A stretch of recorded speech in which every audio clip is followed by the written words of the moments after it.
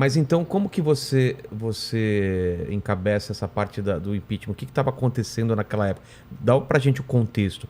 Porque eu queria entender esse impeachment, porque cada um defende de um lado, né? Já veio gente aqui falando, não, que foi um absurdo, foi só pedalada, e a gente sabe que não foi só isso.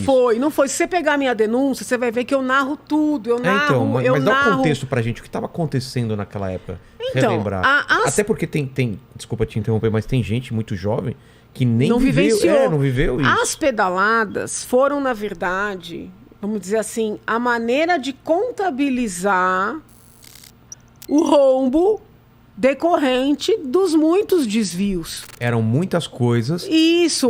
Ele é a ponta do iceberg, é o que aparecia. Isso, é o que aparecia, entendeu? Então, assim, aí eu peguei a legislação que proibia utilizar dinheiro dos bancos públicos para pagar programas de governo. A presidente Dilma e o seu governo não só utilizou o dinheiro dos bancos públicos, o que era proibido, como não contabilizou essa utilização. Como assim não contabilizou? Não aparecia? Não aparecia. Mas como justificava essa saída de dinheiro? Então, havia toda uma contabilidade ali. Paralela? Uma contabilidade fictícia. Dá um exemplo pra gente entender. Por isso que na minha sustentação oral eu falo de uma verdadeira fraude. Entendi. Entendeu? Se você pegasse a contabilidade, assim, não ficava claro que estava utilizando dinheiro para fazer empréstimos via BNDES, por exemplo, para Angola, para Cuba. Entendeu? Esse dinheiro não aparecia como empréstimo? Aparecia.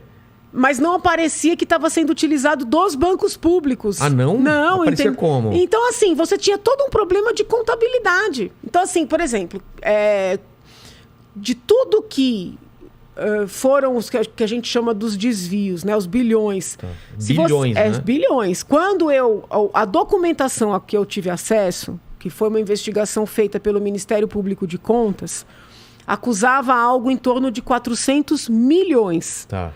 Então, toda a minha denúncia é feita em cima da documentação do Ministério Público de Contas. Tá? Certo. No curso do processo, é que começa a fazer a apuração, é que isso vai para casa do bilhão. Nossa. Entendeu? Uma pessoa boa para você entrevistar, que foi a pessoa que trouxe a documentação para mudar da casa dos milhões para os bilhões, foi o senador Caiado, que hoje é governador.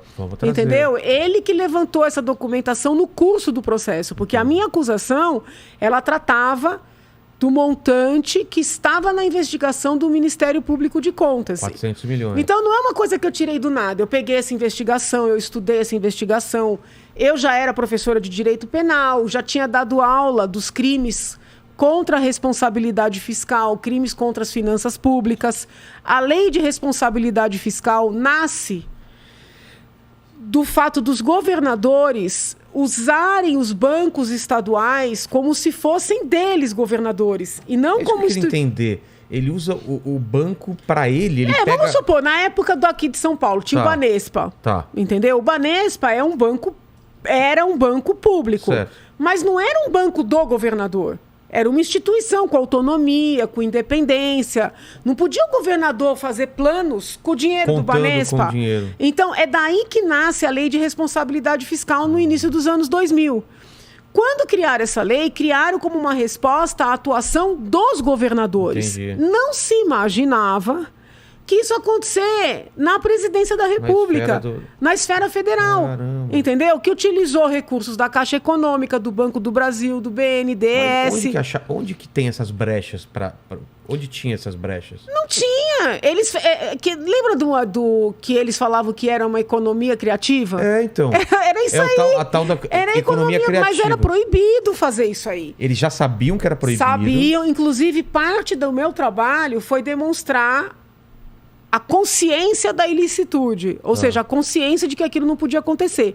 Se você for resgatar o processo, você vai ver que eu arrolei funcionários do Tesouro, funcionários públicos concursados que tentaram avisar, na verdade fizeram uma reunião para pedir para a equipe econômica da presidente parar com aquela prática. Né? Isso, assim, mais de ano antes. Então, o que acontece? Eles foram avisados, eles foram alertados, os técnicos pediram para parar, eles seguiam, entendeu? Então, deixa eu entender, peraí. se eu entender, eu acho que todo mundo aí em casa vai entender. Eles pegavam esse dinheiro do banco, então, e para financiar Cuba, financiar a ditadura, é isso? Teve de tudo. Teve para emprestar, por exemplo, para empresas que foram construir obras, entendeu? Então, assim, vamos lá. Eles emprestavam para os países pagarem essas empresas, né? É duro ficar falando o nome aqui, porque... o Odebrecht, tudo aquilo que então, a gente ficou sabendo. Além de emprestar para as empresas com juros baixos, também emprestava para os países para contratar essas empresas, nossa, entendeu? Então, era uma verdadeira engenharia financeira. E depois isso acabava podendo voltar dessas empresas para eles mesmos. Conforme eu ia fazendo ali o processo de impeachment, eu fui lendo as peças da Operação Lava Jato. Sei.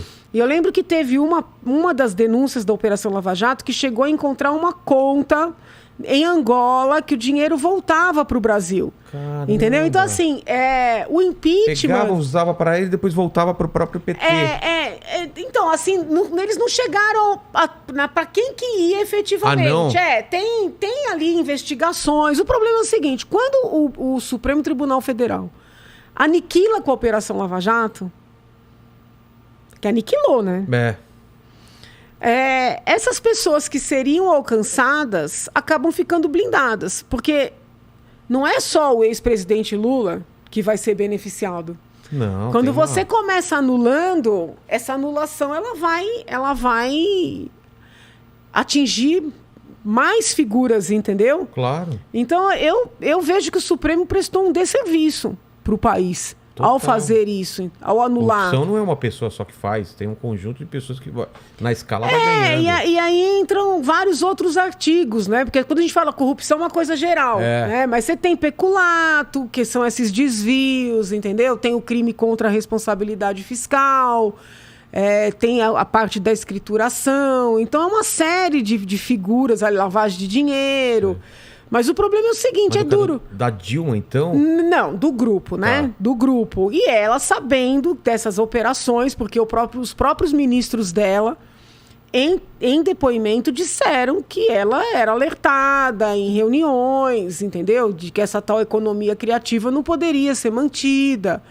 Então, agora, se ficou com dinheiro para si, eu não posso falar.